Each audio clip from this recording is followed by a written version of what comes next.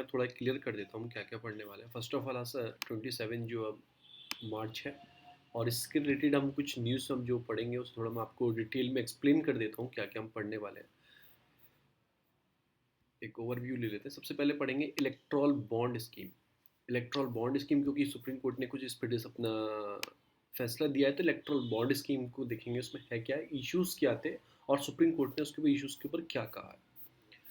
उसके बाद हम पढ़ेंगे शेल्स कंपनी क्या होती है, शेल कंपनी क्या होती है, ठीक है ना, क्या इनका इशू है, कैसे ये वर्क करती हैं, तो शेल कंपनी पढ़ेंगे।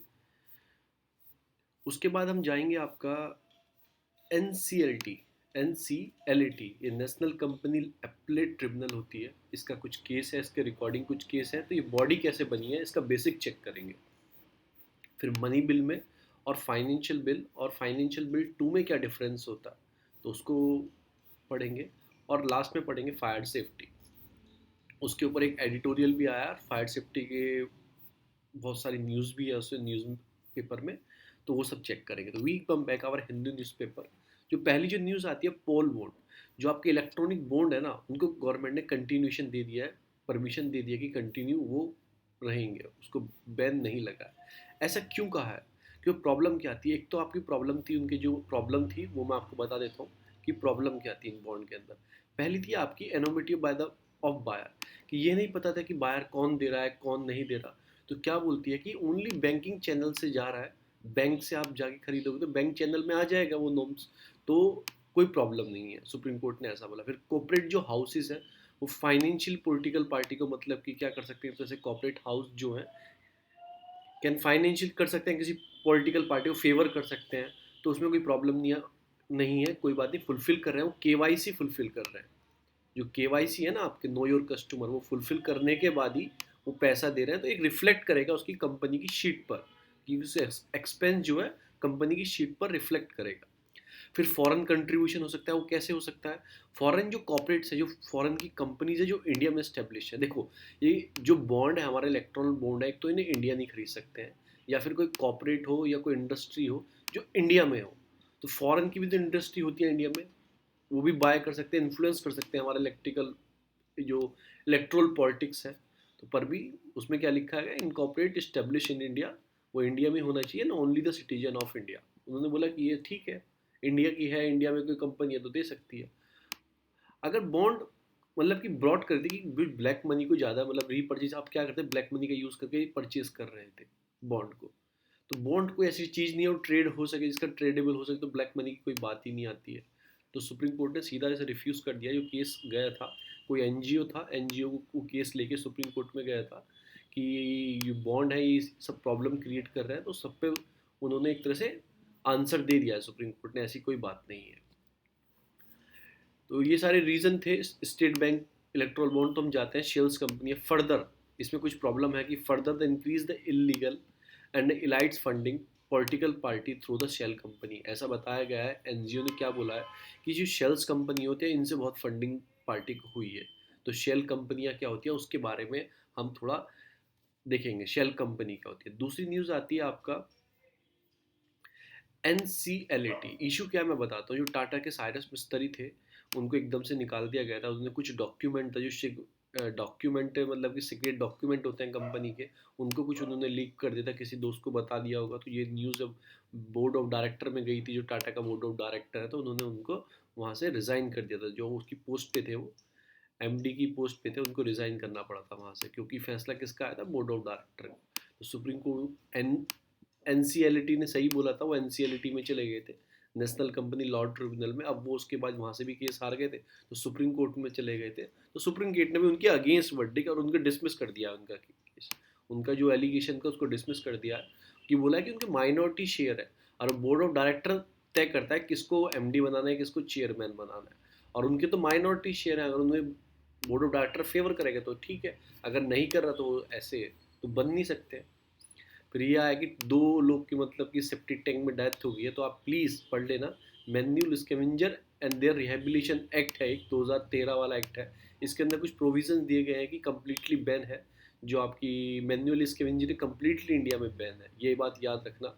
अगर करनी भी है मतलब आपको, तो उसके लिए क्या होना चाहिए, एक सेफ्टी नॉर्म्स होने चाहिए, उसके पास गियर किट होनी चाहिए, प्रॉपर एक गाइडलाइन होनी चाहिए, तब मतलब ये करेंगे, वरना मशीन का यूज़ करेंगे।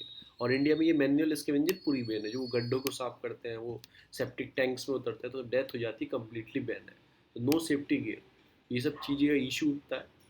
तो मैं आपको क्या बताने वाला था, मैं आपको बताने वाला हूँ इलेक्ट्रल बॉन्ड क्या होते हैं, कुछ उनसे रिलेटेड प्रॉब्लम और NCLAT के बारे में। हम आ जाते हैं अपने नोट्स पर।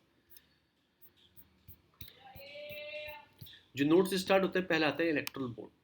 अब प्रॉब्लम क्या है, गवर्नमेंट ने मतलब डिफेंड किया है कि erectile bond scheme in supreme court, जो भी केस चल रहा था, सुप्रीम कोर्ट ने बोल दिया ठीक है आप कंटिन्यू रखो।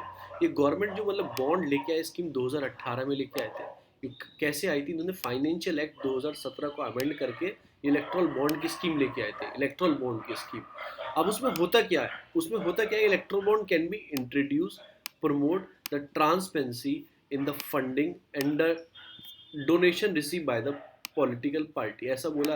अगर ये बैंक चैनल से आएंगे तो एक तो बैंक में पैसा आ जाएगा, और फिर एक तरह से ट्रांसपेरेंसी इंक्रीज हो रही है, कौन दे रहा है कौन नहीं दे रहा, नाम तो नहीं ओपन होता है पर बैंक को तो पता है।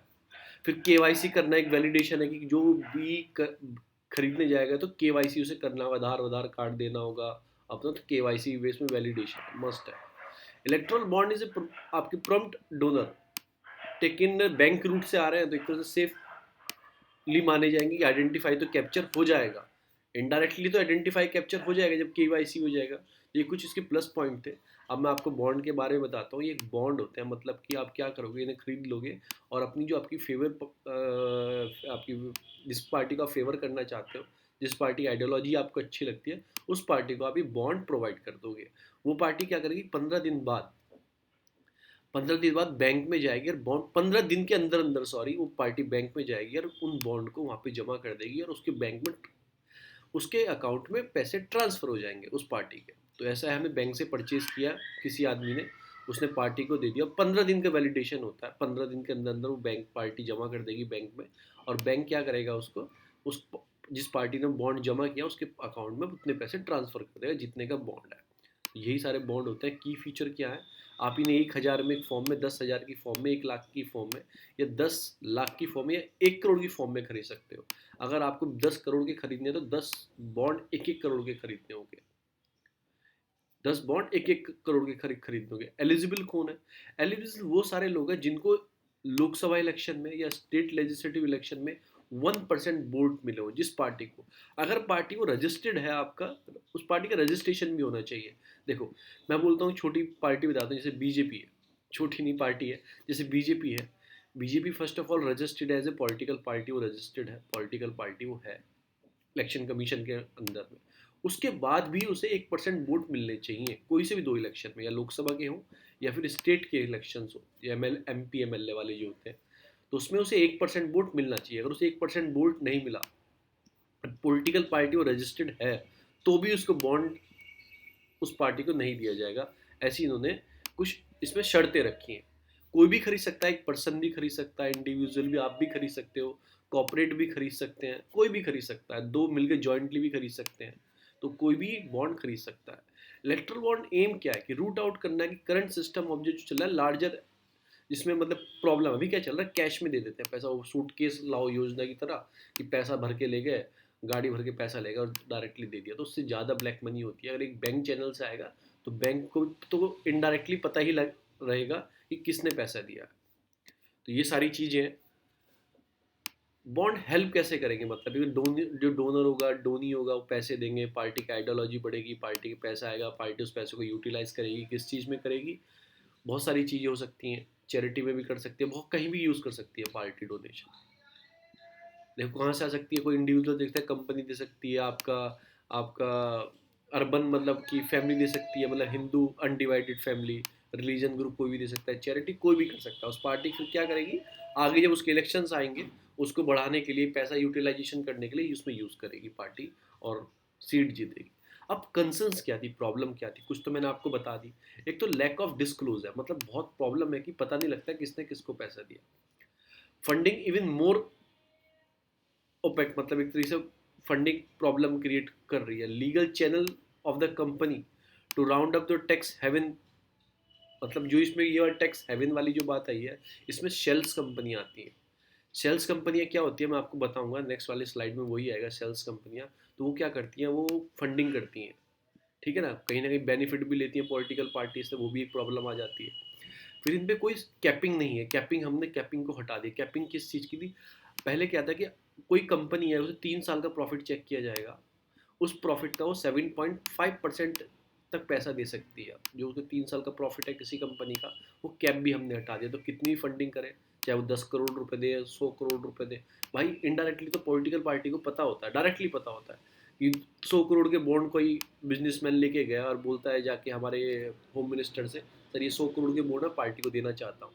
तो इनडायरेक्टली तो जो हमारे मिनिस्टर उन्हें पता है ना, तो इनडायरेक्टली वो फेवर करेंगे और एक तरह से फेवर कर सकते हैं रूलिंग पार्टी का। ये सभी से मैंने आपको चीज़ें बताई, ये सारी इसमें प्रॉब्लम्स है। तो हम कैसे इलेक्ट्रल बॉन्ड को वर्क करते हैं, नोटिफाई द बैंक, इसे एसबीआई देता है और एसबीआई की गिनी चुनी ब्रांच है। और ये पूरे मंथ नहीं ले सकते आप, पूरे कंटिन्यूसली पूरे 364 डेज नहीं ले सकते, कुछ मंथ के और शुरू के 10 दिन में या 15 दिन में आप परचेज कर सकते हैं, वो पर्टिकुलर मंथ में दिया गया है।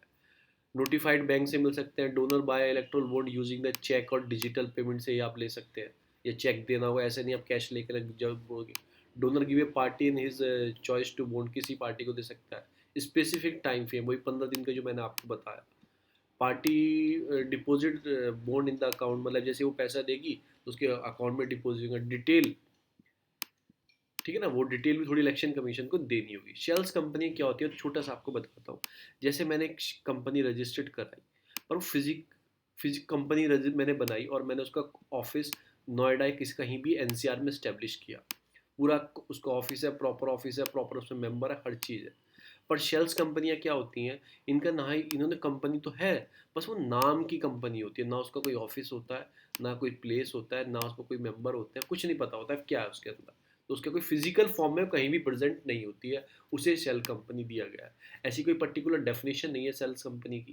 तो ये क्या कर सकती थी, शेल कंपनी क्या करती हैं कि कंपनी तो है नहीं है, पर फिर भी वो काम कंपनी जैसे कर रही है कि पैसा लेना, काम करना।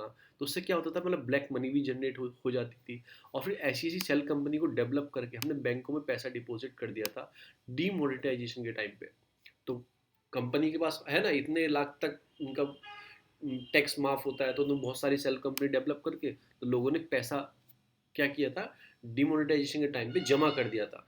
फिर उसके लिए उसे चेक करने के लिए 2 लाख शेल कंपनी को चेक करने के लिए, नियर आउट ऐसे 2 लाख कंपनी सस्पेक्ट थी, उनको चेक करने के लिए क्लीन मनी ऑपरेशन चला था, ऑपरेशन क्लीन मनी। उन सब चीज़ों को इनकम टैक्स डिपार्टमेंट को चेक करना था, उन्हीं शेल कंपनी को, जैसी शेल कंपनी डेवलप की गई।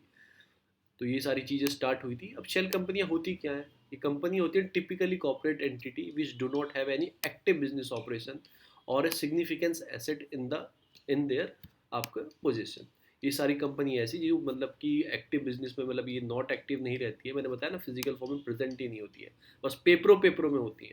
तो ये कुछ भी कर सकती है, मनी लॉन्ड्रिंग कर सकती हैं, टैक्स इवेजन कर सकती हैं कि 10 कंपनी बना दी, 10 कंपनी वहाँ पे इतना काम आया, इतना काम आया, है तो कुछ नहीं, काम आ रहा है। तो वो टैक्स की लिमिट होती है कि 10 लाख तक टैक्स नहीं दे सकते। तो उस टैक्स को 10 कंपनी बना के आपको 1 करोड़ एक कंपनी को करना, तो टैक्स जाता। अब 10-10 लाख सब कंपनी को दे दी तो टैक्स इवेजन हो जाता है। अभी पैसा भी इधर उधर भेज सकते हैं कि कंपनी यहाँ है, पैसा भेज सकती है, इलीगल कोई एक्टिविटी कर सकती है। और फिर बेनामी ट्रांजेक्शन जो एक्ट है, जिन्हें इलीगल एक्टिविटी को कर्व करने के लिए गवर्नमेंट ने क्या किया है, एक तो बेनामी ट्रांजेक्शन एक्ट है, एक आपका पीएमएलए टेक एक्ट है, आपका प्रिवेंशन ऑफ मनी लॉन्ड्रिंग है, एक कंपनी एक्ट है। ये कुछ एक्ट का यूज़ करके हम इसे कर्व करते हैं। तो क्या शेल कंपनी मतलब ख़त्म हो जानी चाहिए, कोई इनकी ज़रूरत नहीं है, ठीक है। फिर आपका डोरमेंट और शेल कंपनी पर अंतर क्या होता है, डोरमेंट तो एक स्टेटस होता है कंपनी का, जो मतलब प्रेजेंट रहती हैं, ठीक है ना। तो उसमें तो वो तो अंदर आती है कि कंपनी पूरी प्रॉपर तरह से इस्टेब्लिश है, उसके मेंबर्स हैं, बोर्ड ऑफ डायरेक्टर हैं, ठीक है ना। तो वो सब डोरमेंट कंपनियां होती हैं, शेल कंपनी को प्रेजेंट ही नहीं है फिजिकल फॉर्म, पेपर में। क्या इसकी ज़रूरत, मतलब इसकी कोई नुकसान ही नुकसान है, फ़ायदा नहीं, फ़ायदा एक फ़ायदा होता है। जैसे कोई टाटा है, उसे फ्यूचर में डेवलप करनी है, कोई दूसरी कंपनी बनानी है, उसे बनानी है टाटा सन्स बनानी है। बोले कि 10 साल बाद हम इस कंपनी को डेवलप करेंगे, अभी नहीं है, पर इसके लिए अभी से फंड इकट्ठा करना करेंगे। तो टाटा क्या करेगा, इस कंपनी को रजिस्टर्ड करा लेगा, और हर साल अपने प्रॉफिट में से कुछ करोड़ रुपए या कुछ रुपए इसके लिए अलग से निकालता रहेगा, इस कंपनी के लिए, इसके फंड में जमा करता रहेगा। तो कंपनी उसे रजिस्टर कराती है। तो इस चीज़ के लिए सेल कंपनियाँ डेवलप की जाती हैं कि इन फ्यूचर में अगर कोई कंपनी आपको डेवलप करनी है तो वो सब चीज़ों को चेक करने के लिए, मतलब कि उस पहले से बना के रख देते हैं कि ये कंपनी है और ये फ्यूचर में क्या करेंगे, हम इसके लिए पैसा इकट्ठा कर रहे हैं और हम फ्यूचर में इस पैसे का यूटिलाइजेशन करेंगे। वही मैं दो दो बार कॉपी हो गया है, तो वही चीज़ सारी चीज़ें हैं। डोरमेंट मैंने आपको बता दिया, आप जाके पढ़ लेना। अगेंस्ट कुछ मतलब कंपनी पे एक्शन भी लिए गए हैं विद इन द 30 डेज में, मतलब कि शो कॉज करना है कि कंपनी सच है, कंपनी डायरेक्टर कौन है, उसका रिस्पॉन्स है, तो वही सब चीज़ें चेक की गई हैं। Then the company have make application before the NCLT, अपना जो अपना national company law tribunal for restoration which is NCLT decided to case wise. तो कुछ हमने एक्शन भी लिए हैं, उसके बाद में केस डिसाइड हुए हैं, प्रॉपर तरीके से उन्होंने डेवलप किया। फिर एक न्यूज़ आई थी एनसीएलटी की, जिसको चैलेंज किया था फिर साइरस मिस्त्री ने सुप्रीम कोर्ट ने, तो सुप्रीम कोर्ट से भी उनको रिजेक्शन मिल गया। वो चाहते थे कि दोबारा वो डायरेक्टर पोस्ट गलत तरीके से मुझे निकाला गया। तो जो एनसीएलटी है, कंपनी एक्ट से बनी है आपका, ये क्या होता है, देखो जो भी आपके इशू होते हैं, जैसे बैंक इंसॉल्वेंसी, बैंक का रप्टी वाला इशू होता है, या फिर कोई कंपनी का इशू होता है, जैसे एन सी एल टी एक कंपनी है उसका कोई इशू होता है, फिर ये आपका इशू होगा आई बी सी का। तो ये सारे इशू को, जब इनके इशूज होते हैं, इनकी सुनवाई कहाँ जाएगी? आप डायरेक्टली आप कोर्ट में जाओगे, इतना लंबा प्रोसीजर, 50 साल तक अटका रहता है कि 10 10 साल तक अटकता है। अब कंपनी है, कंपनी का केस 10 साल अटके तो उसको तो घाटा आ जाएगा। तो ऐसे केस जाते हैं एन सी एल टी में, एन सी एल टी में, नेशनल कंपनी लॉ ट्रिब्यूनल। ए नहीं है अभी। अगर यहाँ पे आप केस हार जाते हैं, एक नॉर्मल प्रोसीजर बता रहा हूँ, फिर वो केस जाता है आपका N C L A T में, नेशनल कंपनी लॉ एपिलेट। जो एपिलेट जो आपका हारे हो case N C L T में, उसका केस जाएगा N C L A T में। अब इसके बाद कहाँ जा सकता है, अगर फिर भी आपको लड़ना है, फिर जाएगा सुप्रीम कोर्ट में, डायरेक्टली सुप्रीम कोर्ट में। तो आपको ये याद रखना है। तो ये किस एक्ट से बनी है? एनसीएलटी एक्ट से बनी है। ये अपील करती है कौन कौन सी चीज़ों की? एनसीएलटी की, जो मैंने आपको बताया, under section 61 of insolvency bankruptcy code के अंदर जो आती है। फिर आपका insolvency bankruptcy board of India under section, जो उसकी कोई शिकायत होंगी इनकी, या जो आपकी कंपटीशन कमीशन ऑफ इंडिया, इसकी कोई चीज़ें होंगी, उनकी भी सुनवाई कौन करेगा? उसकी सुनवाई भी एनसीएलटी करता है। अभी बनाई कैसे? प्रेसिडेंट इसे बनाते हैं, चेयरमैन और इसके जुडिशियल मेंबर होते हैं इसके अंदर, appointed after the chief justice of India, उनसे कंसल्ट करके बनाते हैं। क्योंकि इसमें कौन होता है? चीफ जस्टिस ऑफ इंडिया, या वो नॉमिनी करेगा, उसका चेयरमैन होता है। देखिए जुडिशियल फॉर्म में होती है ये भी। सीनियर जज ऑफ सुप्रीम कोर्ट और चीफ जस्टिस ऑफ कोई हाई कोर्ट का इसके मेंबर्स होते हैं। सेक्रेटरी होता है आपका कॉर्पोरेट मिनिस्ट्री का, लॉ मिनिस्ट्री का सेक्रेटरी होता है, डिपार्टमेंट ऑफ फाइनेंशियल सर्विस का सेक्रेटरी होता है। तो ये सारे इसमें मेंबर्स होते हैं, ठीक है ना? तो चीफ जस्टिस या वो किसी को नॉमिनेट करेंगे, वही चेयरमैन होगा। और वो कौन अपॉइंट करता है? प्रेसिडेंट करता है, वो भी सीजीआई की, किससे? कंसल्टेंट करेंगे इनसे, क्योंकि मेंबर वही होगा। मेंबर ऑफ द आपका ट्रिब्यूनल एंड टेक्निकल मेंबर्स इसमें होते हैं, क्योंकि टेक्निकल फॉर्म में कुछ चीज़ चेक करनी है। ये सारी चीज़ें हैं। एलिजिबिलिटी आप इतना मत पढ़ना कि क्या होती है, ठीक है ना? The term of the office of chairman 5 year का रहता है, देन दे रीअपॉइंट कर सकते हैं एडिशनल 5 साल के लिए उसे। ये कुछ चीज़ें हैं एनसीएलटी के बारे में। फिर मैं जाता हूँ हिंदू पे। तो पहली न्यूज़ आपकी रिलेटेड टू इसी से रिलेटेड थी, और मोदी यही बांग्लादेश गए हैं, और वहाँ का जो वार म्यूजियम है उन पर उन्होंने फूल चढ़ाया। जो 1970 वार हुई थी, हमारे भी देश के सैनिक मारे गए थे, पाकिस्तान के भी मारे गए थे, और बांग्लादेश के भी थे कुछ उसमें। उस टाइम बांग्लादेश नहीं था, पर उसके बांग्लादेश के लोकल जो आदमी थे वो भी मारे गए थे। तो पूरा एक वार म्यूजियम है वहाँ पे, उस पर उन्होंने फूल अर्पित किए नेशनल मैत्री इन सवार में। और वहाँ पे कुछ प्रोटेस्ट भी हुआ है मोदी जी के खिलाफ, एक तरह से एक पर्टिकुलर कम्युनिटी को फेवर करते हैं, मतलब फेवर अगेंस्ट रहते हैं, जो भी है मुस्लिम के लिए। तो फोर उसमें जो प्रोटेस्ट हुआ है उसमें 4 लोगों की डेथ भी हुई, ऐसा ये न्यूज़पेपर बोल रहा है। आगे चलते हैं।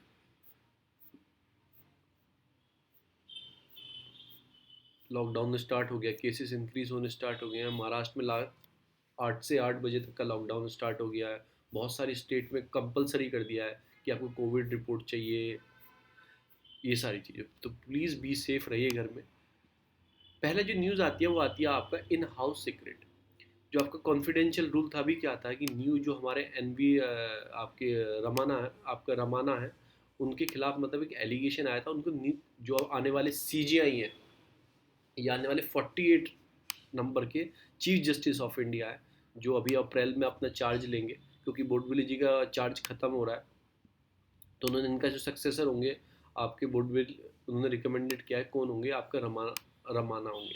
इन पे कुछ एलिगेशन चार्ज लगाए गए थे। किसने लगाए थे? क्योंकि ये जो आते हैं आंध्र प्रदेश हाई कोर्ट में थे, तो ये आंध्र प्रदेश के ही रहने वाले हैं, वहीं के कैडर से आते हैं। तो उनकी जो सीएम है, सीएम ऑफिस ने कुछ चार्ज इनके ऊपर एलिगेशन चार्ज लगाए थे। तो क्या लगाए थे? क्योंकि इनकी फैमिली मेंबर ने फ़ायदा उठाया है। जो आपका अमरावती जो कैपिटल होने वाली है, आने वाली कैपिटल हैदराबाद की होने वाली है। देखो, वो डिक्लेयर नहीं हुआ था कि कैपिटल कौन सी होगी हैदराबाद की, कुछ सिटी में कन्फ्यूज़न था कौन सी बनाई जाएगी। तो उसके बाद क्या क्रिएट हुआ कि इन्हें कुछ सीक्रेट तरीके से पता लग गया कि ये कैपिटल अमरावती होगी। तो इनकी जो फैमिली मेम्बर्स हैं, जो इनके रिलेटिव्स हैं, इन्होंने बता दिया कि वहाँ पे आप ज़मीन परचेज कर लो, कि लैंड परचेज कर लो, आने वाली कैपिटल क्या होने वाली है, अमरावती होने वाली है। तो इन्होंने ऐसे फेवर किया अपनी रैंक का। इन्होंने एक तरह से गलत फ़ायदा उठाया। तो यही सारी वो न्यूज़ बोल रहे हैं कि अपनी रैंक का गलत फ़ायदा उठा के इन्होंने चीज़ों को आगे बढ़ाया। तो यही सारी न्यूज़ थी, और तो पढ़ने लिखने ऑल पॉलिटिकल न्यूज़ है सारी। अब जो न्यूज़ आती है आपकी, आती है डोरमेंट आपका पार्लियामेंट। एक तरह से पार्लियामेंट अपनी क्या कर रही है, अपना जो उसकी डोरमेंट है, जो उसकी चीज़ें हैं, उनको एक तरह से खोती जा रही है, और फेडिंग द बिजनेस बहुत कम होता जा रहा है। ऐसे कुछ चीज़ें हैं जो मैं आपको डायरेक्टली बता देता हूँ। फर्स्ट ऑफ ऑल जो न्यूज़ आती है बजट, ये ऐसी न्यूज़ क्यों लेगा कि बजट का जो सेशन है ना पार्लियामेंट का, वो ख़त्म हो चुका है, वो ख़त्म हो गया है। ठीक है ना। और 18 डेज मानसून सेशन जो 18 डेज का ही रहा है। देखो मानसून सेशन लास्ट जो था, अभी जो निकला है कोविड टाइम पे, वो भी 18 दिन का था। और ये आपका ended after 10 days of the several minister, मतलब ख़त्म हो चुका था। तो सेशन बहुत पीरियड बहुत कम होने स्टार्ट हो गए। जो भी लोकसभा की सीटिंग 34 डेज की हुई है पिछले साल में, और अभी इतने क्यों सेशन की मीटिंग भी कम होती जा रही है। और उसके बाद क्या होता जा रहा है कि सेशन का टाइम पीरियड भी कम होता जा रहा है। तो एक तरह से इसने बोला है कि ये गलत चीज़ है, क्योंकि पार्लियामेंट में एक तरह से पूरी तरह बहस होनी चाहिए। एक रीज़न उसका अपोजिशन भी है, अपोजिशन कमज़ोर है, इसलिए वजह से भी इस चीज़ को। फिर पार्लियामेंट्री जो कमेटीज़ होती हैं, जैसे कोई बिल आया तो पहले पार्लियामेंट कमेटी के पास भेजा जाता था कि आप उस पर चेक करो कोई इसमें चेंज करना है या नहीं करना। अब डायरेक्ट पास हो रहे हैं बिल पार्लियामेंट कमेटी को, और एक तरह से क्या किया जा रहा है, उनको स्क्रूटनी करने के लिए बिल को नहीं दिया जा रहा है। एब्सेंस हो गया, मतलब careful scrutiny of the bill, वो एक तरह से ख़त्म ही हो गया। अब नहीं देते पार्लियामेंट कमेटी को, क्योंकि पार्लियामेंट कमेटी में कुछ अपोजिशन मेंबर होते हैं, कुछ एक्सपर्ट क्यों नहीं नीड पड़ती है वो भी पूछते हैं। तो कुछ क्या चेंज करने हैं वो बिल में, वो रिकमेंडेड करती है फिर वापस ले जाके, तो वो तो ख़त्म ही हो गया। फिर जल्दी जल्दी देखो कितनी जल्दी बिल पास हो रहे हैं। अभी ये कैपिटल टेरिटरी दिल्ली का बिल है, ये हार्डली 4-5 दिन में पास हो गया। उसके बाद और दूसरा बिल था आपका ये आपका माइंस वाला बिल आया था, वो कितने दिन में पास हो गया, वो भी 2-3 दिन में पास हो गया। उसके बाद आपका ये नेशनल डेवलपमेंट बैंक बनाने की बात है, आपका NABFID जो बनाने की बात है, ये 3 दिन में पास हो गया, 3 दिन में पास हो गया। तो कोई मतलब ना उन पर बहस हो रही है, ना उन पर कोई अपोजिशन अपोज कर रहा है, ना पार्लियामेंट कमेटी के पास भेजे जा रहे हैं। तो ये बिल जल्दी जल्दी पास किए जा रहे हैं। और ऐसी मतलब आपका बिलाई इंश्योरेंस कंपनी जो 49% से, उनका FDI 74% आ सकती हैं। ये तो मतलब उन्होंने डायरेक्टली पास करा लिया। उसके बाद एक कंसल्ट, जो कंसल्ट मतलब होना चाहिए हाउस पैनल का, मतलब होना चाहिए, वो भी कम होता जा रहा है। कि हाउस पैनल का कंसल्ट होता है, इफिकेसी कमेटीज़ होती हैं, बिल पे बैठती हैं, वो चेक करती हैं। तो उसका परसेंटेज भी डे बाय डेज कम होता जा रहा है। देखो इन्होंने बताया 2000 से 2004 से 2009 तक ये सब चीज़ें थी, 71% थी। 14 लोकसभा तक इतना कमेटी का कंसल्ट होता था। फिर 15 लोकसभा से 27%, कि 9 से 14 तक रही थी, उसमें 27%। और अब आते आते आप देखोगे 16वीं में तो 11% रह गया। जो भी इससे पहले 2014 की या 2019 तक गवर्नमेंट थी, उसमें तो 11% ही कंसल्ट हुआ है बिल का। तो इसमें ये भी दिखाता है कहीं ना कहीं कांग्रेस के टाइम पे भी डाउन हुआ है, और बीजेपी के टाइम पे तो बिल्कुल ख़त्म ही हो गया, कोई डिस्कशन नहीं, बिल डायरेक्ट पास। ऐसा कहाँ हुआ है? देखो फॉर एग्जाम्पल एक कमेटी ये जो होती है, कंसल्टेशन कमेटी होती है जो चेक करती है, एक बिल लेके आए थे इंसॉल्वेंसी बैंकरप्टी कोड, उसमें कुछ प्रॉब्लम थी, फिर ये इन कमेटी को पास गया, उन्होंने कुछ रिकमेंडेशन दी आपको ऐसा करना चाहिए। उसके बाद वो उन्होंने चेक किया कि हाँ ये सही बोल रहे हैं, कुछ चेंजेस उसमें लाने चाहिए, क्योंकि वो एक्सपर्ट कमेटी भी देख सकती है, मतलब कोई भी देख सकते हैं रिलेटेड क्या क्या चेंजेस आने चाहिए। फिर एक एक इशू और चलता है, जैसे बिल आया, आपने बिल को, जैसे आधार बिल को ऐसे मनी बिल पास करा लिया आपने, तो मनी बिल से क्या होता है कि जो पावर होती है ना राज्यसभा की, वो तो खत्म ही हो जाती है। आधार एक्ट को आपने ऐसे पास मनी बिल बता के पास करा लिया, तो ये सारी चीज़ें, उनकी पावर जो होती है सब खत्म कर देते हैं और डायरेक्टली बिल को पास कर दिया जाता है। और भी बहुत सारे बिल इन्होंने, जैसे इंश्योरेंस का भी जो बिल आया है, जो आपका 49 से 74% कर दिया है, तो उसको आधार मतलब कि मनी बिल बता के पास करा लिया गया है। तो जो पावर राज्यसभा की पावर है वो तो एक तरह से अमेंडमेंट करने की, या फिर बस वो खत्म हो जाती है, बस वो रिकमेंडेशन भेज सकते हैं। तो आपको तीन चीज़ बताई, एक तो पार्लियामेंट कमेटी की स्क्रूटनी कम हो गई है, उसके बाद क्या हो गया, कोई डिस्कशन नहीं हो रहा, बिल बहुत जल्दी फास्टली पास हो रहे हैं। उसके बाद हाउस पैनल जो है वो उसकी भी मतलब कि हाउस पैनल जो है उसकी भी मतलब कि आपकी कमेटीज़ जो हैं उनकी भी आप इफिकेसी कम करते जा रहे हो, परसेंटेज उनकी भी कम करते जा रहे हो, और जो भी बिल आ रहा है उसको एज ए मनी बिल बता के आप पास करते जा रहे हो। ये सारी चीज़ें देखो, एक्सपेंडिचर ऑफ बजट, कितना बजट आया, कितना देना था, ये डिस्कशन होना चाहिए, एक लॉन्ग डिस्कशन होना चाहिए इस चीज़, इन सब चीज़ को। Budget is a just for a 5 ministry, for a detail आपका discussion and discuss only in 3 days. आपने 3-4 दिन में पूरा डिस्कशन करके पूरा बजट खत्म कर दिया, सारे अप्रोप्रिएट बिल पास करा लिए, 14-15 दिन में आपने पूरा बजट सेशन कंप्लीट कर लिया, ये ऐसा बोल रहे हैं। फिर मिसिंग द डिप्यूटी का स्पीकर, एक डिप्यूटी स्पीकर जो आपका होता है वो भी मिसिंग है, उसको भी अब आपने अभी तक अपॉइंट नहीं किया। आर्टिकल 93 क्या बोलता है of the constitution, state that the house of the people shall as soon as may be, उसमें ऐसे लिखा है as soon as may be choose 2 member of the houses, एक स्पीकर और एक डिप्यूटी स्पीकर, आपको चूज करने पड़ेंगे 2 मेंबर, ठीक है ना। तो अभी तक ऐसा अपॉइंट ही नहीं किया, इतने सारा टर्म निकल गया, इतनी न्यू लोकसभा बन गई है, कितना टाइम निकल गया, 2019 में इलेक्शन थे, 20 आ गया, 21 आ गया, अभी तक आपने नियर अबाउट 269 डेज हो चुके हैं और डिप्यूटी स्पीकर अभी तक आपने चूज नहीं किया। एक इन्होंने सेशन बताया था, एक चीज सेशन एक बहुत लंबा चला था, 2008 का जो मानसून सेशन था वो क्रिसमस तक चलाया था इन्होंने, टिल क्रिसमस तक। और एक चीज़ मैं आपको और इन्फॉर्मेशन और बता दूँ, नो कॉन्फिडेंस मोशन है, जैसे अभी बजट सेशन चल रहा है, इसमें एक बार नो कॉन्फिडेंस मोशन आ गया तो दोबारा नहीं आ सकता, ट्वाइस नहीं आ सकता। No confidence motion can not be move twice within a session. ये सारी चीज़ें फिर फॉरवर्ड इन्होंने दिया, पार्लियामेंट स्क्रूटनीज की, parliament has a critical role in the democracy at the representative body to check the work of government, examine all the legislative process, सबको check करना होता है। और आप चीज़ों को जितनी जल्दी पास करा रहे हो, चीज़ों की एक तरह से प्रॉब्लम क्रिएट करता है, आपकी डेमोक्रेसी को मतलब एक तरह से हार्म करता है ये सब चीज़ों में। Creating a system of research support to the member parliament provide sufficient time of the MPs examine the issue, sufficient time देना चाहिए, एग्जामाइन इशू करने चाहिए। आपके requiring that all the bill and budget are examined by the committee, at least सारे बिलों को examine कराओ committees से, जो कमेटीज होती हैं उनसे। Public feedback is taken, public feedback लो, ये भी इंपॉर्टेंट होता है क्या आपको करना चाहिए, ठीक है ना। इंश्योर सफिशिएंट आपके scrutiny sufficient over the proposal and action of the government, ये सारी चीज़ों को इन्होंने प्रपोज किया है, आपको ये चीज़ यूटिलाइजेशन करना चाहिए। ये इसराइल की डेमोक्रेसी से आती है बात, मतलब वहाँ पे डेमोक्रेसी कितना, मतलब वहाँ पे इतना प्रोटेस्ट चल रहा है, मतलब कि जो वहाँ के आपके बेंजामिन है उनके खिलाफ इतना प्रोटेस्ट चल रहा है, तो ये हमारे पढ़ने की चीज़ें नहीं है। मैं आपको जो बताने वाला हूँ इसराइल के बारे में वो आप शॉक हो जाएंगे, हमारी सोच क्या है इसराइल के बारे में। इसराइल हमारे लिए मॉडल है, मिलिट्री लीड नेशनल सिक्योरिटी, उनकी नेशनल सिक्योरिटी, हम सोचते हैं इसराइल की आर्मी इतनी स्ट्रांग है, इतने देशों से उन्होंने फाइट की फिर भी जीत गए, छोटा सा देश है, तो एक पॉजिटिव हमारी उनकी चीज़ें हैं हमारे माइंड में।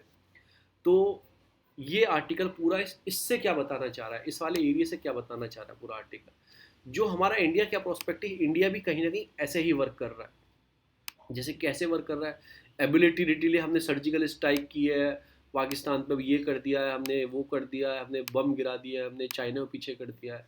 चलो, इसराइल भी ऐसे करता था, फिर भी वहाँ पे लैक ऑफ डेमोक्रेसी है। तो ये सब चीज़ करने से ये शो नहीं होता है कि आपके यहाँ डेमोक्रेसी अच्छी है, ये शो करने से ये नहीं होता है कि आपके यहाँ डेमोक्रेसी अच्छी है। This model may not be serve Indian national security in long run. आप जो नेशनल सिक्योरिटी का बहाना लेके लॉन्ग रन तक चीज़ों को धुंधला कर रहे हो, ऐसा नहीं हो सकता है। ऐसा कहाँ बोला गया, इसराइल की स्टोरी बोल रही है ऐसा।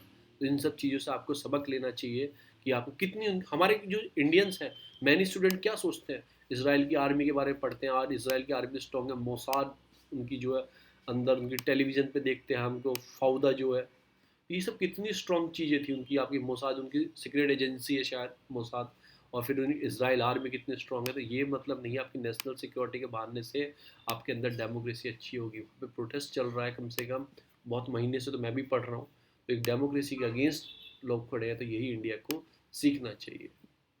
इस आर्टिकल में यही बताया, वो हमारे लिए पढ़ने के लिए क्या इशू है, क्या उसके अंदर चल रहा है, वो उनकी इंटरनल चीज़ें हैं। फिर आता है आपका जो मुंबई हॉस्पिटल था उसमें फायर हो गई, आग लग गई थी। वो कोविड का हॉस्पिटल था, कोविड उसमें से कुछ कोविड जो पेशेंट्स उन्हें बाहर निकाला गया। और आपने बहुत सारे इंसिडेंट देखे थे आपने लास्ट ईयर, ठीक है ना। और भी इंसिडेंट है कि सूरत जो इंस्टीट्यूट में आग लगी थी, बच्चे छत पे से, आपने वीडियो देखी होगी, उनके मजबूर हो गए छत पे से नीचे कूदना। तो आपने ऐसे इंसिडेंट्स भी देखे थे। तो ये सारी प्रॉब्लम्स हैं। हमारे नेशनल सिक्योरिटी जो डिजास्टर गाइडलाइंस है उनको फॉलो करना चाहिए। इशू जो उन्होंने किया, सिस्टमेटिक इम्प्रूवमेंट लाना चाहिए इंफ्रास्ट्रक्चर में, सब चीज़ों में। और फोर मतलब कि अल्टीमेट सेफ्टी रखनी चाहिए, रिड्यूस करना चाहिए रिस्क को डेडली फायर के लिए हो।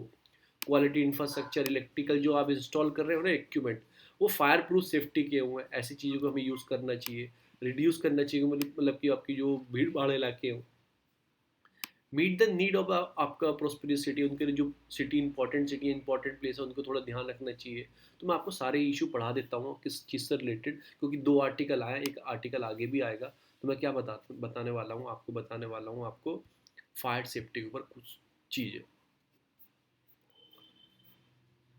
फायर सेफ्टी, एक तो जैसे कोविड हॉस्पिटल में फायर हुआ, एक तो यो, और एक आपने फायर इंसिडेंट सूरत में देखा होगा। वो जो इंस्टीट्यूशन कोचिंग के बच्चे थे, 22 स्टूडेंट की डेथ हो गई थी, कुछ छत पे से कूद गए थे, कुछ आग में जल गए थे, आपने सीधी वीडियो देखी होगी। तो ऐसा जो आपका national crime record bureau NCBR, 17,000 के आसपास, 17,700 के आसपास इंडियन डाई हो चुके हैं, 48 पीपल एवरी डे, यानी कि 50 के आसपास लोग हर दिन मर रहे हैं आग की वजह से, जिसमें से 62% वर बी द वुमेन। इतने लोग जो मरे हैं ना, इसमें से 62% वुमेन है, जो आग के कारण में भी उन्होंने फायर, घर में काम करती हैं, किचन में काम करती हैं, तो इंसिडेंट होने के चांस उनके लिए ज़्यादा बढ़ जाते हैं। फिर वो घर में रहती हैं, घर में आग लग जाए, वो हस्बैंड तो ऑफिस में चला जाएगा या फिर बाहर होगा कहीं पे, वो घर में रहती हैं, पता नहीं लगता कब जल जाती हैं। और ऐसे इंसिडेंट सबसे ज़्यादा कहाँ पे हो रहे हैं, जो महाराष्ट्र है, गुजरात का, जो इनके अर्बनाइज स्टेट है ना, उसमें बहुत इंसिडेंट हो रहे हैं। तो आपने क्या पता लग रहा है कि अर्बनाइज, मतलब कि फिर हम लैक ऑफ हमारे पास मतलब गाइडेंस, मतलब कि गाइडलाइंस है जो बिल्डिंग्स बनती हैं उनके लिए, तो उन सब चीज़ों की गाइडलाइंस होती है, वो हमारे पास कम है। तो इससे ये पता लगता है 30% of the country fire accident death, ठीक है ना, directly correlation between the death due to the fire related accident and the population density associated with urbanisation. जहाँ पे जैसे दिल्ली है, दिल्ली में पॉपुलेशन डेंसिटी बहुत है, तो यहाँ पे ज़्यादा चांसेस हैं, और बिल्डिंग भी बहुत है, अर्बनाइज है, तो ज़्यादा चांसेस है फायर होने के। सबसे ज़्यादा इंसिडेंट यहीं पे होता है, सबसे ज़्यादा मौतें भी आसपास यहीं पे होती हैं। तो महाराष्ट्र और गुजरात में बहुत इंसिडेंट होते हैं। फिर अपना अकॉर्डिंग टू इंडियन रिस्क सर्वे 2018 बोलता है इंडिया की रैंक 3rd पोजीशन है इन द फायर इंसिडेंट। तो इंडिया की रैंक फर्स्ट है आपकी, 3rd पूरे वर्ल्ड में इंडिया की रैंक है फायर पोजीशन में आपकी। कॉज क्या है फायर के, कॉज क्या है, वायलेशन करते हैं हम सेफ्टी नॉर्म्स का। हाँ ठीक है, बिल्डिंग बनाओ, स्टैंडर्ड मत रखो, या पैसा लगेगा मेंटेन करने में, छोड़ो यार। वो फायर के वो वाटर जो आपके क्या बोलते हैं उसे, वाटर रिंकल्स क्या बोलते हैं, जो फुहारे टाइप होते हैं, वो लग जाते हैं, फायर लगी तो ऑटोमेटिक पानी स्टार्ट होगा, उसे लगा दिया, मेंटेन नहीं रखते, स्टैंडर्ड नहीं रखते, वायलेशन करते हैं। फिर वो मॉल के आसपास वो फायर सेफ्टी पंप होना चाहिए, इमरजेंसी एग्जिट होनी चाहिए, तो उसके लिए एक्स्ट्रा पैसा लगता है। आप बताओ, आपको एक स्टेयर बनाना है जाने के लिए, आपको इमरजेंसी तो क्लोज रहता है, इमरजेंसी स्टेयर हमेशा क्लोज रहता है, इमरजेंसी एग्जिट क्लोज रहता है, ठीक है ना, क्लोज रहता है। उसे बनाने के लिए एक्स्ट्रा पैसा तो उसे भी लगेगा ना, एक पैसा उसे भी लगेगा। तो कुछ लोग बनाते हैं, पेपर में दिखा देते हैं, पर बनाते नहीं है। High risk building more prone in the fire accident, जो हाई राइजिंग बिल्डिंग होती है, जो हाई राइज बिल्डिंग होती है ना, ऊंची ऊंची इमारतें होती हैं, उनमें ज़्यादा चांसेस रहते हैं। अब बताओ 10 फ्लोर की बिल्डिंग है, इसके 5 फ्लोर में नीचे में आग लगी हुई है, तो वो जो 5 फ्लोर के ऊपर वाले वो क्या करेंगे, वो या तो कूदेंगे। अब इतने बड़ा इक्विपमेंट नहीं है कि 5 फ्लोर के ऊपर ले जाए, हेलीकॉप्टर सर्विस आने में टाइम लगेगा, बहुत चीज़ों को सोचना पड़ता है। जो हाई राइजिंग बिल्डिंग रहती है उनमें ज़्यादा प्रोनी रहती है, खतरा रहता है। अब 2 फ्लोर का घर है, नीचे फ्लोर में आग लग गई, तो ठीक है, वो फायर ब्रिगेड वाले आएंगे, सीढ़ी लगाएंगे, दूसरी साइड से उतार लेंगे नीचे। और भी है, वो खुद भी लटक के कूद सकता है, कुछ रस्सी इतनी लंबी हो कूद, जब 10-20 फ्लोर की बिल्डिंग है, कितनी लंबी रस्सी कहाँ से लाएगा। और पुअर स्टोर मतलब कि सामानों को ऐसे भर रखा है भेड़ बकरी की तरह घर में हमने, तो वो सब चीज़ें इसमें होती हैं। और अनक्लियर प्रोविजन है, जो जो अपने सेफ्टी नॉर्म्स के ऑडिट है ना, वो भी ढंग से नहीं होते हैं और अनक्लियर है। वो इतने वाइड टर्म में बना रखे हैं, ये इक्विपमेंट वो इक्विपमेंट, तो वो एक तरह से हमें सॉफ्ट लैंग्वेज में बनाने होंगे। फायर सेफ्टी ऑडिट टाइम पे नहीं होता है, बिल्डिंग कोड ऑफ इंडिया उसको हम फॉलो नहीं करते, जो कंप्लेंट्स आती हैं। लैक ऑफ एडुकेटेड रिसोर्सेज भी नहीं है हमारे पास फायर के लिए, मतलब आपने चेक किया होगा पॉपुलेशन के पास भी नहीं है, लोगों के पास भी नहीं है। और मैं तो बोलता हूँ जो फायर सर्विस के मैन होता है उनके पास भी प्रॉपर सूट नहीं होते हैं, ऐसे ही आ जाते हैं वो। 2011 की स्टडी की गई थी, 65% of deficiency was reported in fire station. देखो प्रॉब्लम है, मैं खुद बताया ना, फायर स्टेशन में ही इतनी सारी डिफिशियंसी है आपकी। और जो बड़े बड़े टाउन में फायर स्टेशन बहुत कम होता है, इंफ्रास्ट्रक्चर ढंग से नहीं है। मिनिस्ट्री ऑफ होम ने ऐसा बोला है। 78% जो बजट एलोकेटेड है to be buying the fire safety equipment rescue vehicle went unused है। देखो कितनी बड़ी बात है, जो आपको सामान खरीदना है, जिसका पैसा मिलता है वही अनयूज रह रहा है। 2010 से 2015 तक 78% पैसा जो बजट में मिला था, एलोकेट होता, उसे यूज़ ही नहीं किया। क्यों नहीं किया? कि फाइल पास नहीं हुई, कि ये फायर सेफ्टी नेम्स आना है, वो पास ही नहीं की गई होगी फाइल, तो कैसे आएंगे? इन सब चीज़ों को हमें ठीक करना है। लैक ऑफ अवेयरनेस है कि ठीक है घर तो बना लिया, अवेयरनेस आपके पास है ही नहीं। फॉल्टी आपकी विरिंग है, कोई high risk accident fire as the most of the time expose the electrical, आपकी इलेक्ट्रिकल से होती है। तो अब क्या करना चाहिए आपको? फायर प्रूफ इलेक्ट्रिकल इक्विपमेंट खरीदने। प्रिवेंशन क्या, आपको मॉडर्नाइज बनाना है, प्रॉपर डिज़ाइन करना है आपको इलेक्ट्रिकल फिटिंग को, मतलब प्रॉपर तरीके से, ऐसे नहीं तार लगा के आ गए, इन सब चीज़ों को। उसके बाद बिल्डिंग अवेयरनेस प्रोग्राम भी आपको चलाना है, कैसे आपको बिल्डिंग डेवलप करनी है। फायर सर्विस डिपार्टमेंट के ऑडिट क्रिटिकल फायर प्रोनी इंस्टॉलेशन, जो क्रिटिकल फायर प्रोनी एरिया होते हैं ना, तो वहाँ पे क्या करना चाहिए? वहाँ पे उन्हें ऑडिट भी करना चाहिए, चेक भी करना चाहिए आपने फायर सेफ्टी नेम्स लगाए हैं। प्रॉपर एक डिमार्केटेड एंट्री और एग्जिट रहना चाहिए आपका, कि यहाँ से एंट्री कर रहे हो प्रॉपर तरीके से, यहाँ से एग्जिट कर रहे हो। नो ऑब्जेक्शन सर्टिफिकेट मिलना चाहिए। जैसे आपकी बिल्डिंग तैयार होगी, फिर आप जाओगे फायर के ऑफिस में या किसी भी ऑफिस में, वहाँ से वो चेक करने आएंगे, वो चेक करेंगे फायर सेफ्टी नॉर्म्स आपने ठीक से फॉलो किए हैं, आपने रेन हार्वेस्टिंग ठीक से की है, सब कुछ चेक करेंगे, फिर आपको मिलेगा नो ऑब्जेक्शन सर्टिफिकेट आपके घर को, बिल्डिंग को। उसके बाद ही आप इंश्योर रहेंगे कि आप प्रिपेयर्ड हैं किस चीज़ के लिए, फायर सेफ्टी के लिए आप प्रिपेयर हैं। ये कुछ चीज़ें हैं जो होनी चाहिए आपको बचने के लिए फायर सेफ्टी से। नेक्स्ट जो आता है, मैं बनाने वाला हूँ मनी बिल, क्योंकि मनी बिल का इश्यू आया।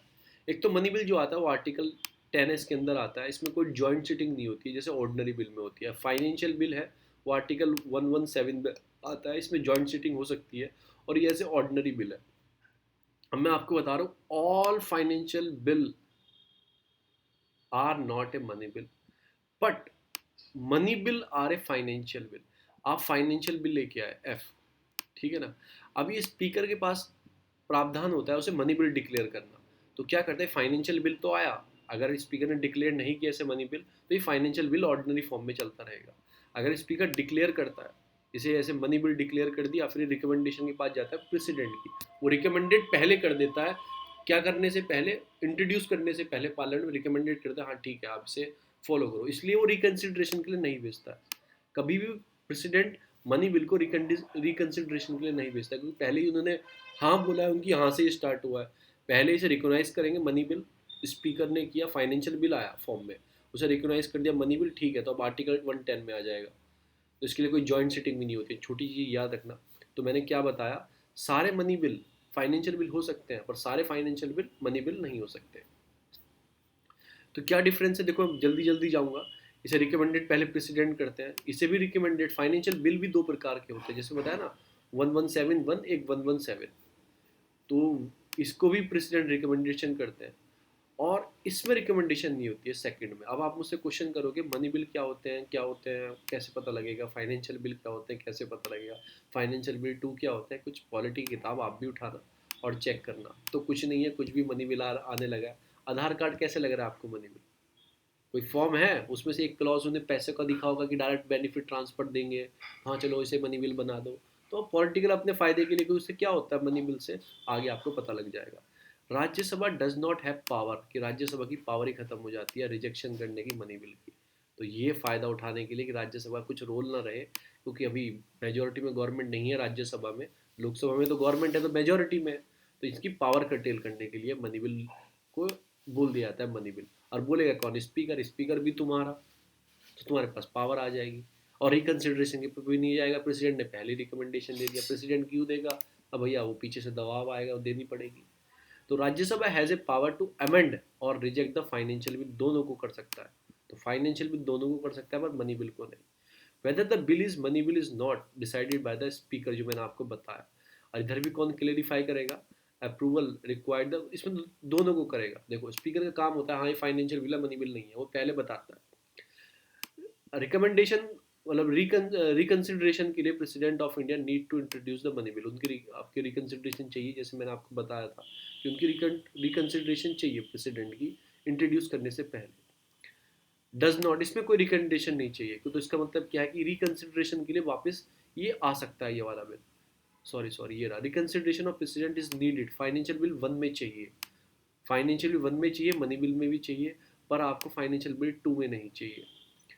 Money bill can be introduce only in Lok Sabha, ये इंपॉर्टेंट लाई है, ये भी इंपॉर्टेंट लाई है। फाइनेंशियल बिल 1 और मनी बिल ये थोड़े सिमिलर होते हैं पर पूरे सिमिलर नहीं होते, ये ऑर्डिनरी बिल होता है, एज ए ऑर्डिनरी, इसमें जॉइंट सिटिंग हो सकती है, इसमें जॉइंट सिटिंग नहीं हो सकती। तो ये भी लोकसभा में होगा, पर जो फाइनेंशियल बिल 2 है तो पूरा ऑर्डिनरी है, तो पूरा नॉर्मल बिल की तरह है, ये दोनों में हो सकता है। डेडलॉक बन जाता है तो जॉइंट सिटिंग इसमें नहीं होगी, नो प्रोविजन है।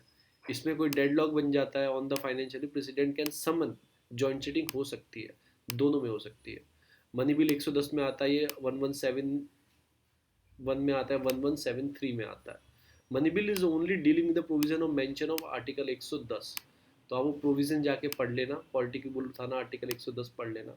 और ये इसकी जो provision, financial bill 1 is not only deal with the provision of article 10, देखो इससे भी प्रोविजन से डील करेगा, या तो आप मनी बिल तरह पास करा लो, इससे मैंने बताया ना फाइनेंशियल बिल को आपने बोले मनी बिल, इसके प्रोविजन डील करता है, but also matter of general legislation, तो ये दोनों से डील करता है। और ये क्या करता है, फाइनेंशियल बिल 2 क्या करता है, deal with the provision of expenditure from the consolidated fund of India but not included article 10, इसके प्रोविजन डील नहीं करता है फाइनेंशियल बिल कुछ भी, जो कंसोलिडेटेड फंड में से एक्सपेंडिचर कर रहे हो, खर्चा करोगे, उसको डीलिंग करता है। और जो फाइनेंशियल बिल है वो जनरल लेजिस्लेशन को भी और 110 को भी डील करता है। ऐसे ही मनी बिल जो है वो गवर्नमेंट का बिल बोला जाता है। क्यों बोला जाता है, क्योंकि लोकसभा में ही आ सकता है, गवर्नमेंट ही लेके आती है। फाइनेंशियल बिल 1 और 2 एक तरह से ऑर्डिनरी बिल है। ये कुछ चीज़ें थी जो मैंने आपको रिलेटेड टू मनी बिल से और फाइनेंशियल बिल के बीच में आपको मैंने बता दी। तो ये हमारे नोट्स तो ख़त्म हो जाते हैं, अब हम आते हैं अपने हिंदू पर, जो हिंदू की मेन चीज़ें वो मैं आपको बताने वाला हूँ। हमारा एडिटोरियल सेक्शन ख़त्म हो चुका है, फिर ये आता है, ये पूरा पॉलिटिकल न्यूज़ आ रही है असम में, आज फर्स्ट फेज़ इलेक्शंस है, तो मैं इसमें छोटी छोटी चीज़ें आपको बता देता हूँ। एक चीज़ आया होम बूथ, कि घर आपके क्या आएगा, बूथ चल के आएगा, होम बूथ, ऐसा वोटिंग कर रहे हैं, देखो ये रहा होम बूथ, जो आपके कमला निधि यहाँ पे गोपी यानी वोटिंग कर रहे हैं, किन के लिए आया ये, जो वोटिंग के जो एब्सेंटेज है उसको कम करने के लिए, और जो 80% से ज़्यादा वाले लोग हैं, पोस्टल वोटिंग भी कर सकते थे और ये भी कर सकते थे, जो 80% वाले जो एज वाले हैं उनके लिए दिया गया है, जो आपके डिफरेंट एबल पर्सन है, जो फिजिकली हैंडीकैप हैं, उनके लिए, कोविड-19 पेशेंट के लिए अस्पताल के उसमें जाके लगा देंगे, वोटिंग कर देंगे वहाँ पे। तो इस तरह से होम बूथ, तो इस चीज़ छोटी छोटी चीज़ों से क्या होता है, पोस्टल बैलेट हो गया आपका, होम बूथ सिस्टम हो गया, मैंने इपिक कल पढ़ाया था, मैंने आपको कल पूरा एक थोड़ा सा बताया था उसके बारे में। तो वो सब चीज़ें क्या होती हैं, इससे क्या होता है कि इन्हेंस होता है कि जो वोटर्स हैं वो ज़्यादा वोटिंग करें। और उससे क्या होता है, जब ज़्यादा वोटिंग होती है ना, परसेंटेज हाई रहता है वोटिंग सिस्टम में, तो क्या होता है, डेमोक्रेसी को एक मजबूत हैंड मिलता है, कि जब ज़्यादा सोचता है 99% लोगों ने वोट किया है, तो उससे क्या रहता है कि डेमोक्रेसी, सबने वोट किया, सबने हिस्सेदारी दी है, सबने गवर्नमेंट चुन के बनाई है, कॉन्फिडेंस गवर्नमेंट में भी रहता है और पब्लिक में भी रहता है। उसके बाद एक स्कीम है आपकी, ये भी छोटी छोटी स्कीम है आपकी, क्या है, वोटिंग परसेंटेज को इंक्रीज करने के लिए एक स्वेप, इस कंपनी जिसका नाम क्या है, systematic voter education and electoral participation. ये क्या करते हैं, छोटे छोटे मैसेज भेजते हैं पब्लिक को, मैसेज कि आपको वोटिंग करना चाहिए, आपका अधिकार, आप एडवर्टाइज देखते होंगे, वो स्विप मैसेजिंग ही है कि आपको वोट करना चाहिए, आपका अधिकार है। फिर कोई फेमस, ये किसी भी आपके पर्सन को पकड़ लेंगे, उनसे एडवर्टाइजमेंट कराएंगे। फिर एक बंगाल में और असम में क्या हुआ है, जो आप डेली यूजेज चीज़ें यूज़ करते हो, लाइक कंघा हो गया, कोम हो गया, और भी डेली यूजेज चीज़ें, उनको प्रिंट किया गया है, स्विफ्ट मैसेज को, बोटिंग के मैसेज को उसके ऊपर प्रिंट करके सेल किया जा रहा है मार्केट में, लोग खरीदेंगे। तो जैसे मैं डेली में अपने कोम करूंगा हेयर को, तो डेली उस पर लिखा होगा you have to be vote, तो मेरे अंदर एक क्रेज आएगा कि हाँ मैं वोट करके आऊँगा। फिर जो LGBT कम्युनिटी है उनका यूज़ किया जा रहा है कैंपेज के लिए कि वोटिंग परसेंटेज बढ़ जाए। ये इलेक्शन कमीशन ऑफ इंडिया का है, पर्टिकुलर पार्टी का नहीं है। तो उनका यूज़ कर रहे हैं कि LGBT की कम्युनिटी है कि उनसे यूज़ करके ये कैंपेज चलाई जा रही है कि वोटिंग परसेंट बढ़ जाए। तो ये छोटी छोटी चीज़ें हैं जो आपकी वोटिंग परसेंट बढ़ा सकते हैं। जैसे आपका होम बूथ हो गया, पोस्टल बैलेट हो गया, ईपिक हो गया, एपिक हो गया, ठीक है ना, आपकी स्विप स्कीम हो गया। तो ये सारी चीज़ें। फिर एक कम्युनिटी आती है आपकी शाभार ट्राइब से, आपकी शाभार ही कहाँ के, आपकी लाहरगढ़ डिस्ट्रिक्ट है वेस्ट बंगाल में, याद रखना। शाभार ट्राइब्स कहाँ से है, वहाँ के, उन बारे में आप पढ़ लेना क्या इशू दिया गया है। खाने पीने का ही है सब। फिर no lockdown to fight a corona virus, Telangana CM ने ऐसा बोला। देखो लॉकडाउन कोई सॉल्यूशन ही नहीं है हमारे पास। अगर लॉकडाउन लगा दिया गया तो इसे हंगरी प्रॉब्लम, इधर अनएम्प्लॉयमेंट प्रॉब्लम, और इन सब चीज़ों से क्या होता है, जब ये हंगरी, अनएम्प्लॉयमेंट और ये सब चीज़ें इंक्रीज होती है ना, तो करप्शन इंक्रीज होता है। फिर करप्शन इंक्रीज होता है तो उससे क्या होता है, डेमोक्रेसी में, लॉ एंड ऑर्डर में डिस्टर्बेंस होता है। लॉ एंड ऑर्डर में डिस्टर्बेंस होता है, डेमोक्रेसी डाउन होती है। तो लॉकडाउन लगेगा, एक तो वैसे हम इतनी बड़ी प्रॉब्लम में पहुंच गए थे, अभी हमारी इकोनॉमी उठना स्टार्ट हुई है लोगों को, तो उससे क्या होगा, एक बिग प्रॉब्लम आ जाएगी, हंगरी, खाना नहीं मिलेगा लोगों को, कब तक कोई चीज़ खिलाएंगे किसी को, और अनएम्प्लॉयमेंट रेशियो बढ़ जाएगा, लोगों के पास जेब में पैसा नहीं होगा। तो उससे क्या होगा, करप्शन इंक्रीज होगा, क्राइम रेट इंक्रीज होगा। क्राइम रेट इंक्रीज होगा तो उससे क्या होगा, लॉ एंड ऑर्डर डिस्टर्ब होगा। लॉ एंड ऑर्डर डिस्टर्ब होगा तो डेमोक्रेसी पे क्वेश्चन आएगा, गवर्नमेंट पे क्वेश्चन मार्क आएगा। तो लॉकडाउन सॉल्यूशन नहीं है। हमें क्या करना है, प्लीज़ आपको प्रिकॉशंस लेनी है, मास्क लगाना है डेली, डेली हाथ को, हैंड को सैनिटाइज करना है। पॉसिबल नहीं है 10 रुपए का लाइफ बॉय लगा के भी 2 मिनट तक अच्छे से उसे रगड़ोगे तो भी ख़त्म हो जाएगा। कब फेस को कवर, क्योंकि देखो ये कोई पर्टिकुलर कोई गैस नहीं छुटी है, कुछ नहीं है, एक पेंडेमिक है, पूरा वर्ल्ड इससे लड़ रहा है। अभी तक सबसे ज़्यादा तो ब्राज़ील, जितने में 3-4 लाख लोगों की अब तक डेथ भी हो चुकी है ब्राज़ील में, वो सोचो वो मोर डेंजरस फॉर्म में चल रहा है। तो आप प्लीज़ पहले से प्रिकॉशंस लो, ऐसा मत करो, भीड़ भाड़ इलाकों से बचो, अवॉइड करो। अगर आपको कोई, आपको मार्केट में जाना है, कोई ज़रूरत नहीं है मार्केट में जाने की, तो उसे अवॉइड करो उस चीज़ को। इमरजेंसी में आप बाहर निकलो, ये सब चीज़ आपको करनी होगी। फिर आपको मैंने बताया गुजरात में ब्रिंग ए लव जिहाद बिल। देखो क्या चीज़ों पे हम बिल ला रहे हैं, लव जिहाद, ऐसे ऐसे बिलों का नाम दे रहे हैं। मैंने कल आपको कंपैरिजन पढ़ाया था ना, साउथ इंडिया क्यों अच्छी स्टेट है, उसमें क्या हो रहा है, वहाँ लव जिहाद नहीं आता, वहाँ आता है आपका हेल्थ के लिए बिल आता है, वहाँ एजुकेशन के लिए बिल आता है। यहाँ क्या आता है, काउ प्रोटेक्शन लॉ, लव जिहाद प्रोटेक्शन लॉ है, वो एंटी रिलीजन लॉ। तो ये एक डिफरेंस क्रिएट हो जाए कि साउथ में और नॉर्थ में क्या अंतर आ गया है। फिर was a Aadhaar is a data breach, ये हाई कोर्ट ने पूछा है। कहाँ की हाई कोर्ट ने पूछा है, ये पूछा है आपका मद्रास हाई कोर्ट ने। मद्रास हाई कोर्ट ने ऐसा क्यों पूछा है कि एक पर्टिकुलर पार्टी है ऐसा बोल रहा है कि बीजेपी क्या कर रही थी, UIDAI से, पुडुचेरी में इलेक्शन है आपका। पुडुचेरी आप बता रहे हैं कौन कौन सी स्टेट में आती हैं, थोड़ा हिंट देता हूँ, एक केरला में है, 2 आंध्र प्रदेश में है, एक आंध्र प्रदेश में शायद, और 2 तमिलनाडु में। आप थोड़ा ऐसा याद रखना, तो आपको नाम बताना है कहाँ कहाँ पे आता है, ठीक है ना। तो उसमें क्या करें, UID से डाटा ले रहे थे। UID में डाटा क्या, आपका फ़ोन नंबर है, फिंगरप्रिंट है, सब है आपका आधार कार्ड में। और ये भी पता है कि पुडुचेरी के लोग हैं, इनका फ़ोन नंबर UIDA में होगा, उनसे ले रहे थे। सब किसने PIL लगाई, उसका यूटिलाइज कैसे करते हैं, गलत चीज़ है। आपने अपना डाटा दिया है UIDAI को, तो गलत चीज़ है ना, ऐसे नहीं लेना चाहिए। कल पॉलिटिकल इन्फ्लुएंस है, वो क्या कर रहे हैं, वो डाटा ले रहे हैं। फिर SMS भेजे जा रहे हैं लोगों के पास, उनको एक व्हाट्सएप ग्रुप में ज्वाइन करने के लिए बोला जा रहा है, ठीक है। उससे क्या होगा, तो व्हाट्सएप ग्रुप में वो ज्वाइन करेंगे, तो एक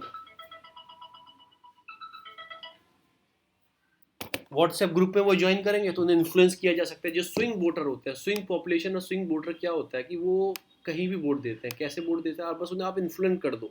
एक तो होता है पक्के वोटर, ये तो इसी को वोट करेंगे।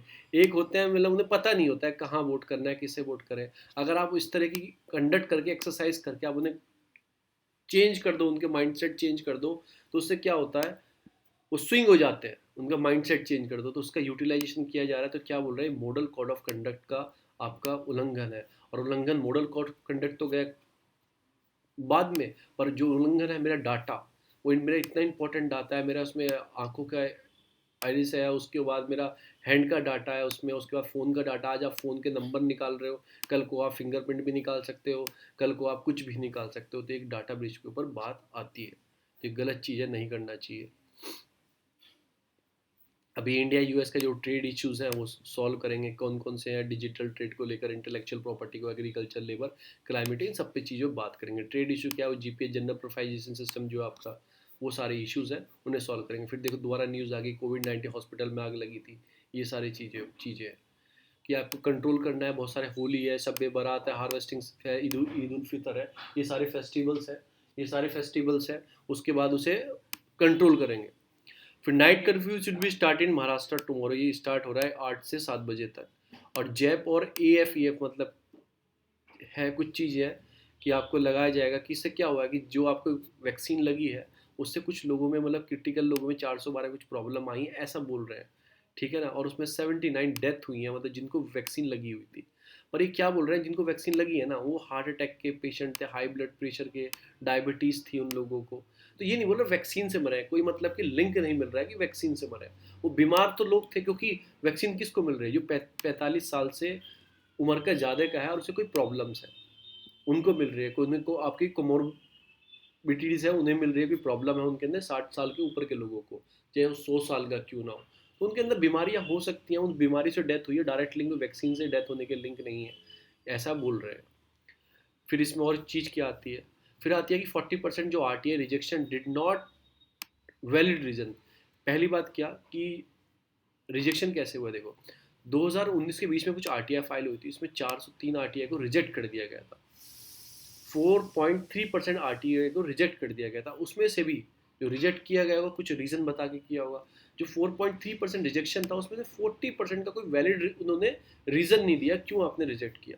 भाई RTI इन्फॉर्मेशन इंपॉर्टेंट चीज़ है, राइट टू इन्फॉर्मेशन एक फंडामेंटल राइट, आपका सब कुछ है, उसके बाद आपका लीगल राइट है, उसके बाद आप रिजेक्शन दे रहे हो, तो ये सब चीज़ें एक तरह से डेमोक्रेसी को एक तरह से नीचे की तरफ डाउन करती है, डाउनग्रेड करती है। यही सारी न्यूज़ है इसमें। तो आपको नहीं करना चाहिए RTI एक्ट, आप 2005 पढ़ लेना, और कोई न्यूज़ नहीं है। ब्राज़ील वायरस से death biggest genocide in our history. देखो तो बहुत लोग मरे, स्विस कैनाल बंद हो गई है, तो किस किस को स्विस कैनाल कनेक्ट करती है, किस कंट्री को टच करती है, गुल्फ ऑफ अकाबा कहाँ है, ये आपको जाके पढ़ना है, देखना है। यदि ब्लॉक हो गई है तो हमने कैप ऑफ गुड होप से अब हम स्टार्ट करेंगे, क्योंकि हमें यूरोपियन से ट्रेड करना है, यूरोपियन कंट्री से। तो हम कैप ऑफ गुड होप जो है आपका अफ्रीका के नीचे से निकलता है, वहाँ से जाएंगे, जाना तो है। फिर मूव जो हेल्थ है ना, उसको तो कॉन्करेंट लिस्ट में डाल देना चाहिए। जो हेल्थ है आपको कॉन्करेंट लिस्ट में डाल देना चाहिए, और आपका 2.5% ऑफ GDP इतना यूटिलाइजेशन करना चाहिए। कैसे यूटिलाइजेशन कर सकते हैं, जो आपने बैंक बनाना, डेवलपमेंट फाइनेंशियल बैंक, कल सीतारमन ने बोला था ये बैंक हमको इंफ्रास्ट्रक्चर रोड डेवलप करने के लिए बना रहे, से हेल्थ सेक्टर और आपका एजुकेशन सेक्टर को भी डेवलप करेंगे, तो उसका GDP का इतना % यूज़ करना चाहिए।